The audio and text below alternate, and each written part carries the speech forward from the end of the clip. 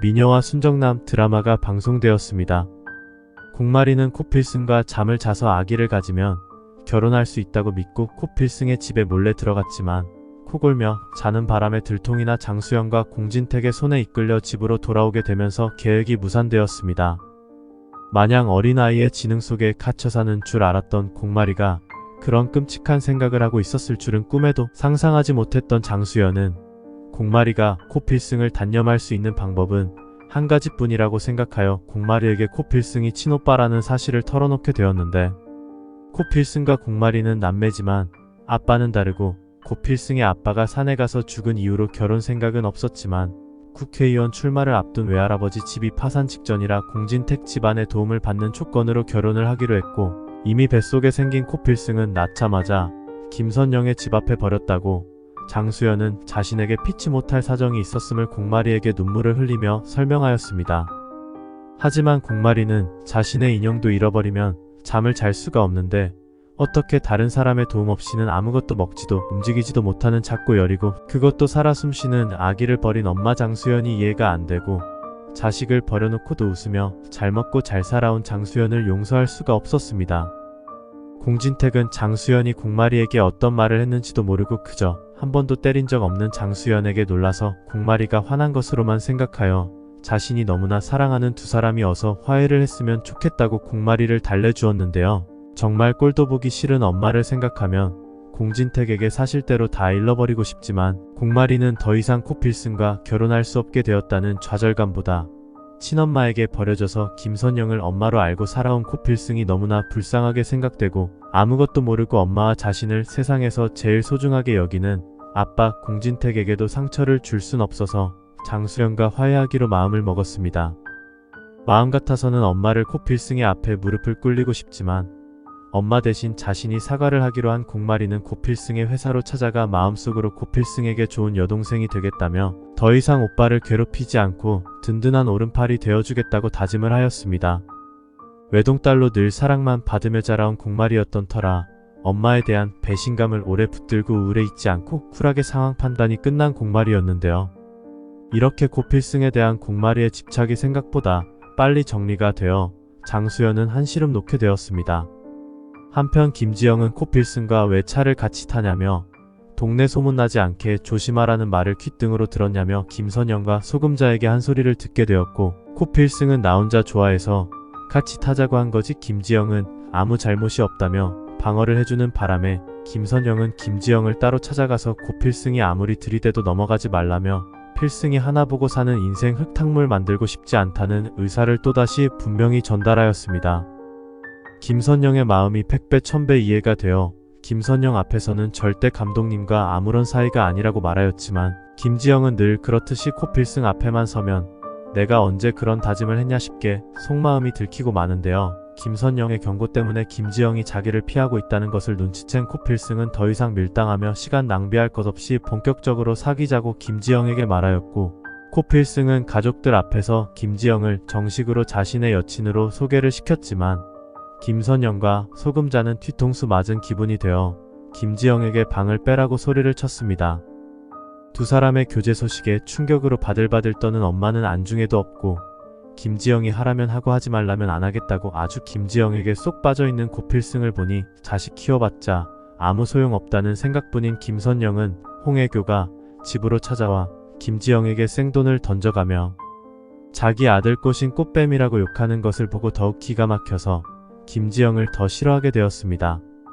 김지영이 연애라곤 해본 적 없는 시골 아가씨인 줄 알았는데 이 남자 저 남자를 순진한 얼굴로 유혹하는 고단수 불효시라고 생각한 소금자 역시 홍혜교가 뿌리고 간 돈을 모아 김지영에게 갖다 주면서 어디 할 짓이 없어서 임자 있는 놈한테 꼬리를 치냐며 질타를 했고, 김지영은 이 일로 인해 코필승이 자신과 공진단 사이를 오해할까봐 자신의 결백을 믿어주지 않을까봐 걱정이 되었습니다.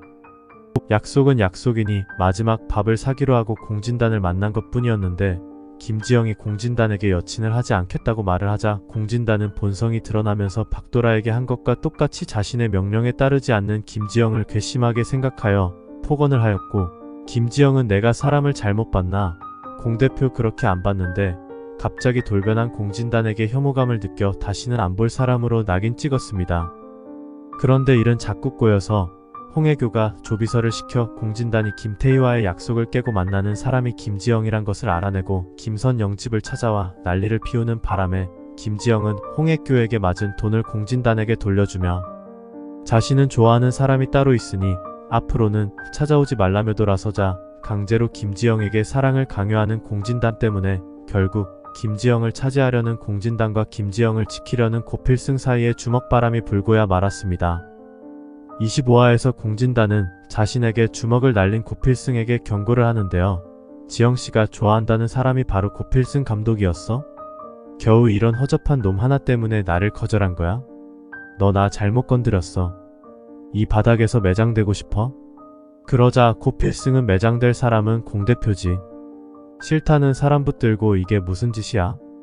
결혼할 사람 있으면서 다른 여자한테 찝적대면 사기죄로 고소당해 알아? 한 번만 더 지영씨 앞에 나타나기만 해라. 그날이 네 재산날이니까. 고필승이 화가 나서 말하자 공진단은 야, 우리 고필승 감독 많이 컸네. 누구 때문에 공갈치지마 찍었는데 제작비 모자라서 죽는 소리 하는 거 살려줬더니 이제 와서 주제도 모르고 까부는 거야? 너 나 잘못 건드리면 네 배우들이 어떻게 될지 생각은 안 해봤어?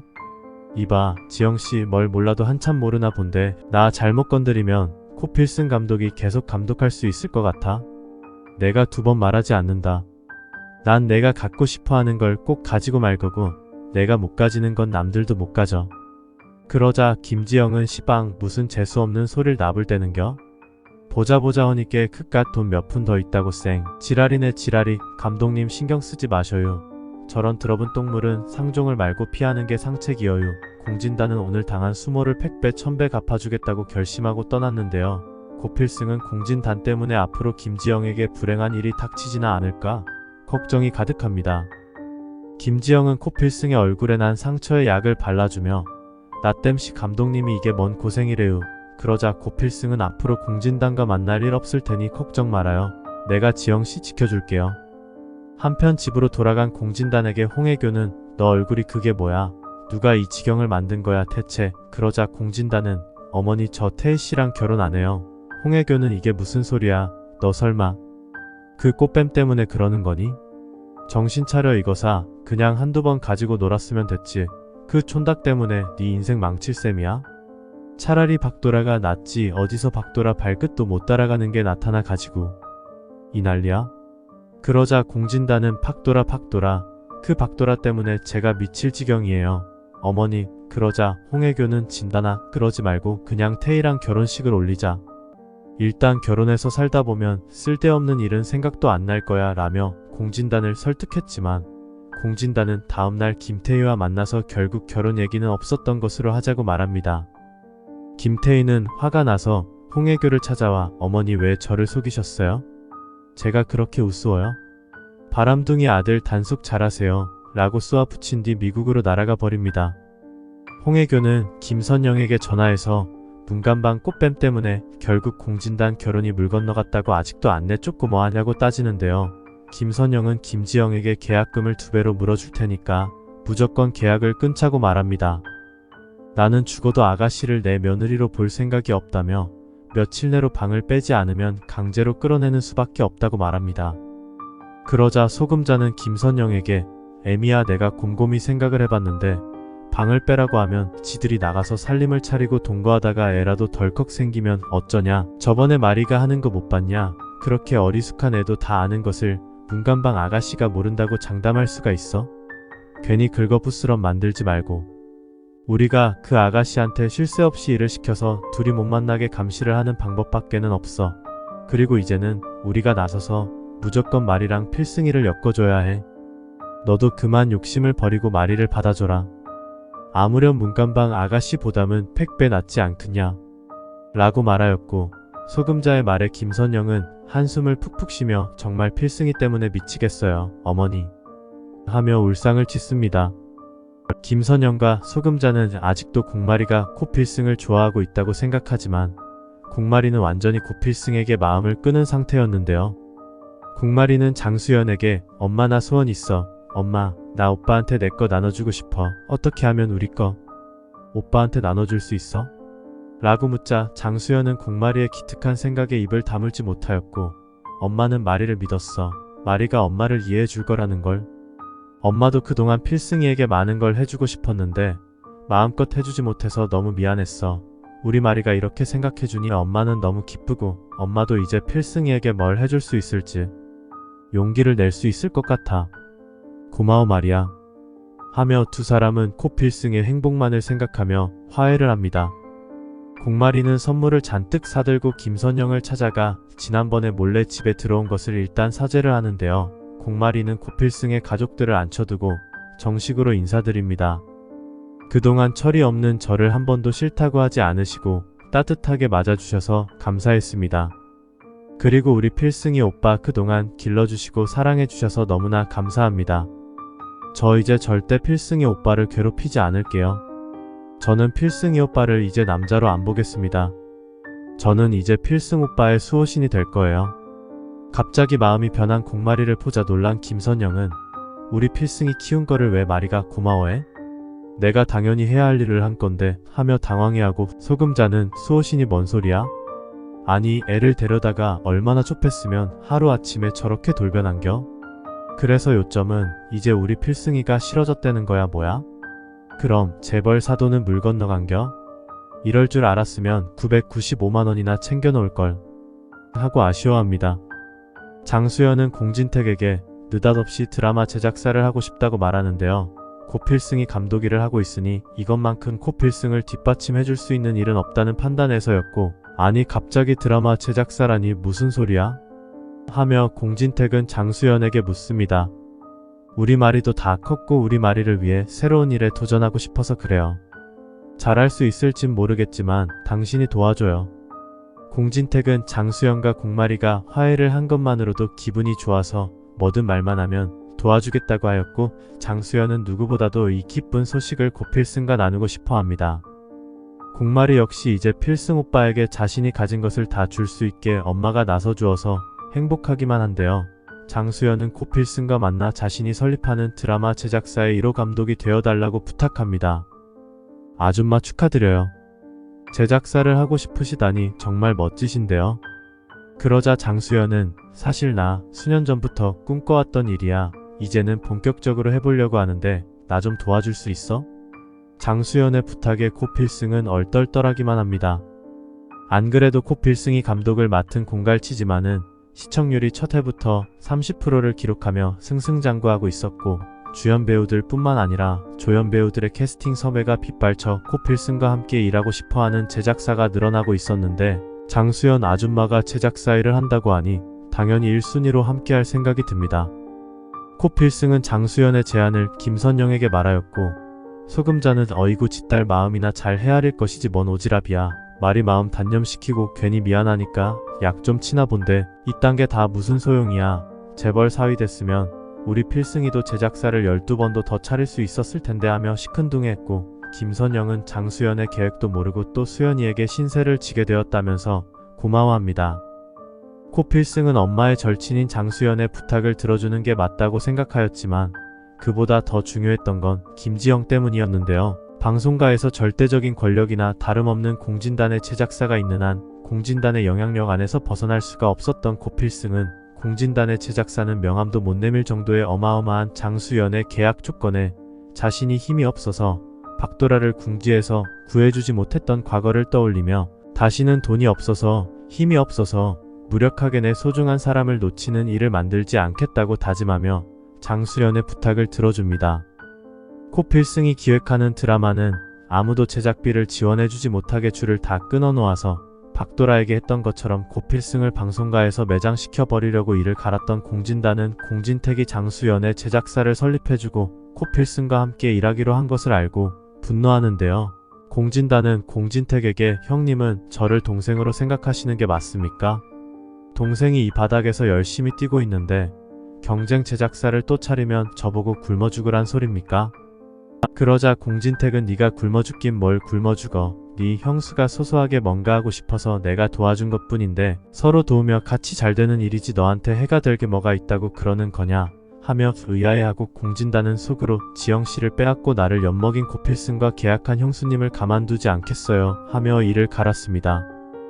한편 김지영은 오디션에 합격을 하여 단막극 열정의 주연 배우로 캐스팅이 되었는데 열정의 감독이 고필승으로 내정되어 김지영과 고필승은 거의 하루 종일 같이 다니는 상황이 되고 김선영은 김지영이 유명해지면 또 박도라처럼 콧대만 높아져서 고필승을 버릴 것이다란 생각에 별 볼 일 없는 지금도 두 남자를 양손에 쥐고 꽃뱀짓을 하는데 앞으로 더하면 더했지 덜하지는 않을 것이라며 아무리 남편이 좋아도 시집살이를 당해낼 며느리는 없다고 식구들에게 김지영을 없는 사람 취급하라며 말도 걸지 말라고 하며 괴롭히기로 했지만 고명동과 고연철은 김지영이 출연한 드라마를 보며 너무 재밌다며 웃음을 참지 못합니다. 김지영은 고필승과 함께 일하며 하루하루가 즐거운데 고필승은 자신에게 든든한 제작사가 되어준 장수연에게 감사 인사하러 찾아갔다가 예상치 못한 말을 엿듣게 되는데요. 공진택과 장수연이 자신 때문에 싸우고 있는 대화였습니다. 사실 공대숙은 장수연이 미국에서 유학 시절 동거했던 남자, 즉 고필승의 아버지가 새들어 살던 집의 주인인 제시카를 찾고 있었는데 장수연의 비밀을 알고 있던 조 여사가 갑자기 교통사고로 죽어버려서 공진택과 삼자 대면할 기회를 잃어버리자 홍혜교에게 다시 장수연의 뒷조사를 시켰고 홍혜교는 수소문 끝에 조 여사의 동생을 만나게 되어 언니가 급작스레 죽었지만 자신에게 남긴 것이 있었다며 조 여사의 휴대폰 내용을 알려줍니다.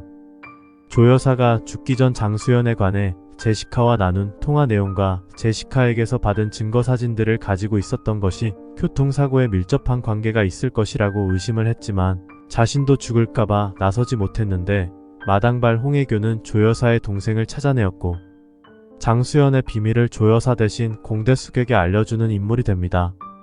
홍혜교는 자신이 조 여사 동생의 안전을 책임지겠다고 하며 공대숙과 공진택을 만나 언니가 남긴 증거물을 제시해주면 된다고 부탁하였습니다. 그 증거물에는 장수연이 유학 시절 사귀는 남자가 있었고 임신을 하여 곧 결혼을 하려고 했다는 제시카의 육성 녹음 파일과 장수연이 비밀리에 출산한 산부인과의 기록도 있었습니다. 홍혜교는 장수연이 공마리와 고필승과의 결혼을 끝내 단념시킨 것에 의심을 품고 있었고 김선영에게 고필승의 생일을 물어보니 장수연의 출산일과 같아서 고필승이 장수연의 아들일 것이라 확신합니다. 홍혜교는 공진택에게 장수연이 고필승 잘되라고 일부러 드라마 제작사를 차린 것 같은데 공진택 몰래 낳은 아이에게 모든 걸 쏟아붓는다는 게 말이 되냐며 정작 똑같은 아버지 자식인 공진단에게는 야박하게 굴고 남의 자식에게 장수연이 돈을 갖다 바치는 줄도 모르는 공진택이 불쌍하다고 그만 정신 차리라고 말합니다. 공진택은 홍혜교의 말에 놀라 진짜 고필승이 장수연의 아들이 맞을까봐 두려워 차마 유전자 검사는 해볼 용기도 나지 않았고 장수연을 찾아와 고필승이 진짜 당신 자식이냐며 그래서 그렇게 말이랑 결혼을 죽기 살기로 반대했던 거냐며 따졌고 두 사람의 언쟁을 고필승이 다 듣게 된 것입니다. 공진택은 화가 나서 제작사는 문을 닫을 것이라고 장수연에게 통보했고 공진택 없이는 아무것도 할 수 없는 장수연은 고필승을 더 이상 지원해줄 수가 없게 되고 홍혜교로부터 고필승이 장수연의 숨겨진 아들이란 것을 들은 공진단은 안 그래도 혼란스러워하는 고필승을 찾아가 이 비밀이 세상에 드러나면 부모님이 감당하실 수 있겠냐며 자신을 키워준 은공도 모르고 돈이 얼마나 좋으면 자신을 버린 돈 많은 친모 옆에서 야금야금 제작비 받아가며 실속 챙긴 너 같은 쓰레기를 과연 김지영 씨가 계속 좋다고 할까? 하며 약을 올립니다. 여기까지가 미녀와 순정남 25화 예상 스토리와 결말입니다.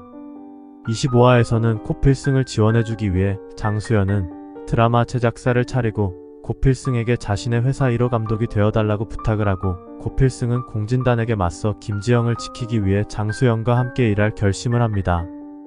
김지영은 오디션에 합격하여 단막극의 주연 배우로 출연이 확정되었는데 김선영은 김지영과 고필승이 더 가까워지는 것이 싫어서 회방을 놓습니다.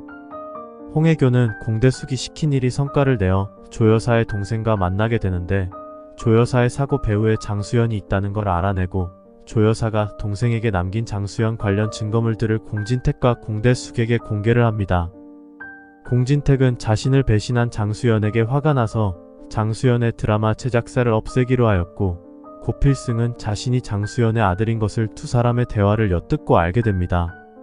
시청해주셔서 감사합니다.